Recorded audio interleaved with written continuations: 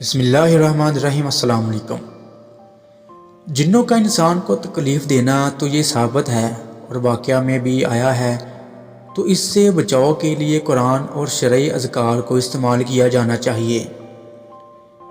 ابن عثیمین رحمۃ اللہ علیہ کا قول ہے کہ اس میں کوئی شک نہیں کہ جنوں کے انسان کو اذیت دینے میں تاثیر ہے، جو کہ بعض اوقات قتل تک جا پہنچتی ہے، اور ہو سکتا ہے کہ اسے تکلیف دیں اور اس پر پتھر پھینکیں، اور بعض اوقات انسان کو ڈراتے ہیں اس کے علاوہ، اور جو کہ سنت سے ثابت اور وقوع پذیر ہوتا رہتا ہے۔ نبی کریم صلی اللہ علیہ وآلہ وسلم سے ثابت ہے کہ آپ نے اپنے ایک صحابی کو ایک غزوہ میں اجازت دی کہ وہ گھر چلا جائے، اور میرا خیال ہے کہ یہ غزوہ خندق کا واقعہ ہے، اور نوجوان تھا، اس نے نئی شادی کی تھی۔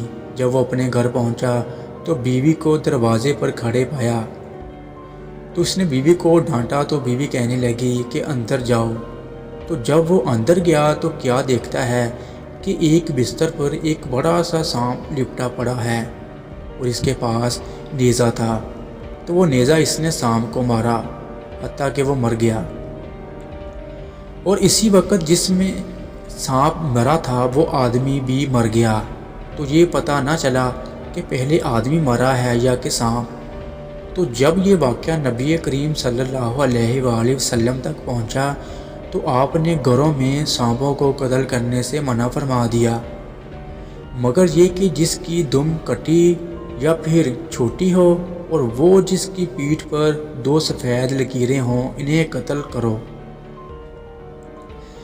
تو یہ اس بات کی دلیل ہے کہ جن انسانوں پر زیادتی کرتے ہیں اور یقیناً وہ انہیں تکلیف بھی دیتے ہیں، جیسا کہ یہ واقعہ اس پر شاہد ہے، اور بے شک یہ خبریں تواتر کے ساتھ ہیں اور پھیل چکی ہیں کہ بعض اوقات انسان کسی ویران اور اجاڑ جگہ میں جاتا ہے تو اسے پتھر مارے جاتے ہیں، اور حالانکہ اس اجاڑ اور ویرانے میں کسی کو نہیں دیکھا جاتا، اور بعض اوقات آوازیں سنائی دیتی ہیں، اور بعض اوقات درختوں جیسی سرسراہٹ سنائی دیتی ہے، اور اسی طرح کی اور چیزیں جن سے انسان وحشت زدہ ہوتا ہے اور تکلیف محسوس کرتا ہے۔ اور ایسے ہی بعض اوقات جن انسان کے جسم میں داخل ہو جاتا ہے، یا تو عشق کی بنا پر، یا پھر تکلیف دینے کے لیے، یا کسی اور سبب کی بنا پر، اور اسی کی طرف اللہ تعالیٰ کا یہ فرمان اشارہ کر رہا ہے، اور وہ لوگ جو کہ سود خور ہیں کھڑے نہیں ہوں گے مگر اسی طرح جس طرح وہ کھڑا ہوتا ہے جسے شیطان چھو کر خبتی بنا دے۔ اور اس قسم میں یہ بھی ہے کہ بعض اوقات جن انسان کے اندر سے باتیں کرتا ہے، اور جو اس پر قرآن پڑھے اسے مخاطب کرتا ہے، اور بعض اوقات پڑھنے والا اس سے یہ وعدہ کر لیتا ہے کہ وہ واپس نہیں آئے گا۔ اس کے علاوہ بہت سے امور ہیں جن کی خبریں پھیلی اور لوگوں کے درمیان منتشر ہیں۔ تو اس بنا پر جنوں کے شر سے بچاؤ کے لیے انسان کو چاہیے کہ وہ ان اشیاء کو پڑھے جو سنت مطہرہ میں ان سے بچاؤ کے لیے آئی ہیں۔ ان میں سے آیت الکرسی بھی ہے۔ اگر انسان رات کو آیت الکرسی پڑھے تو ساری رات اللہ کی طرف سے اس کے لیے محافظ مقرر ہو جاتا ہے، اور صبح تک شیطان اس کے قریب نہیں آ سکتا، اور اللہ تعالیٰ ہی حفاظت کرنے والا ہے۔ اور سنت نبوی میں انسان کے جنوں سے بچاؤ کے لیے بعض اذکار آئے ہیں، ان میں سے چند یہ ہیں۔ اور اگر شیطان کی طرف سے آپ کو کوئی وسوسہ پہنچے تو آپ اللہ تعالیٰ کی پناہ لیں، بے شک وہی سننے والا اور جاننے والا ہے۔ اور دوسری جگہ پر فرمایا، اور اگر شیطان کی طرف سے آپ کو کوئی وسوسہ پہنچے تو آپ اللہ تعالیٰ کی پناہ لیں، بے شک وہ سننے والا اور جاننے والا ہے۔ سلیمان بن سرد کہتے ہیں کہ نبی کریم صلی اللہ علیہ وآلہ وسلم کے پاس 2 آدمی ایک دوسرے کو برا بھلا کہنے لگے، حتیٰ کہ ان میں ایک کا چہرہ سرخ ہو گیا۔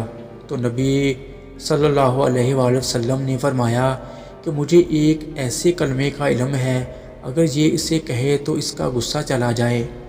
اعوذ باللہ من الشیطان الرجیم۔ میں شیطان مردود سے اللہ کی پناہ میں آتا ہوں۔ ابو سعد خدری رضی اللہ تعالیٰ عنہ فرماتے ہیں، نبی کریم صلی اللہ علیہ وآلہ وسلم جنوں اور انسان کی نظر سے پناہ مانگا کرتے تھے، حتیٰ کہ موزتان یعنی سورۃ الفلق اور سورۃ الناس نازل ہوئیں تو آپ نے انہیں لے کر باقی کو چھوڑ دیا۔ اسے ترمذی نے روایت کیا اور حسن غریب کہا ہے، اور نسائی نے اور ابن ماجہ نے روایت کیا ہے۔ ابو ہریرہ رضی اللہ تعالیٰ عنہ فرماتے ہیں کہ نبی کریم صلی اللہ علیہ وآلہ وسلم نے رمضان کی زکوٰۃ کی حفاظت میرے ذمہ لگائی تو ایک شخص آیا اور غلہ کو بھرنے لگا تو میں نے اسے پکڑ لیا اور کہا کہ میں تجھے نبی کریم صلی اللہ علیہ وآلہ وسلم کے پاس لے جاؤں گا۔ تو اس نے کہا کہ میں تجھے کچھ کلمات سکھاتا ہوں، اللہ تعالیٰ تجھے ان سے نفع دے گا۔ تو میں نے کہا وہ کون سے کلمات ہیں؟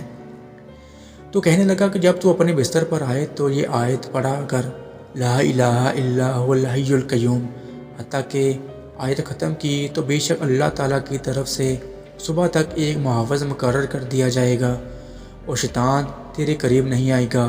اور نبی کریم نے فرمایا کہ تیرے قیدی نے رات کیا کیا؟ تو میں نے کہا، اے اللہ کے رسول، مجھے اس نے ایک چیز کھائی اور اس کا گمان تھا کہ اللہ تعالیٰ مجھے اس کے ساتھ فائدہ دے۔